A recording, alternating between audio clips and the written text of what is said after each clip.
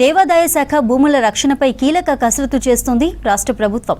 కబ్జా కోరల్లో చిక్కుకున్న భూములను విముక్తి చేయడానికి ఇకపై ఆక్రమణలు జరగకుండా దేవాదాయ శాఖ చట్టంలో మార్పులు చేస్తున్నారు. ఇప్పటికే ఆక్రమణకు గురైన భూములను గుర్తించిన ప్రభుత్వం తిరిగి దేవాదాయ శాఖకు దక్కేలా చట్టంలో మార్పులు తెచ్చేందుకు అధికారులు చర్యలు తీసుకుంటున్నారు.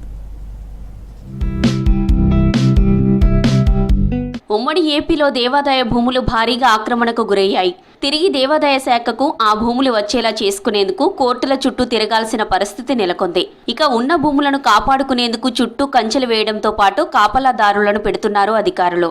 అయితే ఎన్ని చర్యలు తీసుకుంటున్నా దేవాదాయ భూముల కబ్జాలు ఆగడం లేదు.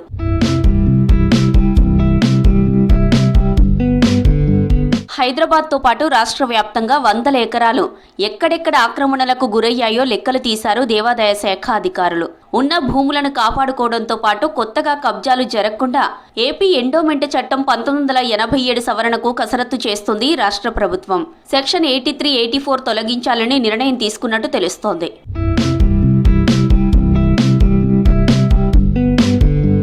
దేవాదాయ శాఖ చట్టంలో సవరణ చేస్తే కబ్జాదారులకు చెక్ పెట్టొచ్చని ఆలోచనలో ఉంది దేవాదాయ శాఖ. ట్రిబ్యునల్ కోర్టు కేసులతో వేల ఎకరాలు కబ్జాకు గురైన భూములను తిరిగి తీసుకోవడంతో పాటు ఉన్న భూములను కబ్జా కాకుండా చూడొచ్చని భావిస్తోంది. ఎండోమెంట్ భూములు ఎవరైనా కబ్జా చేస్తే తిరిగి ఆ భూములను తీసుకునే విధంగా చట్టంలో మార్పులు తేబోతుంది రాష్ట్ర సర్కార్.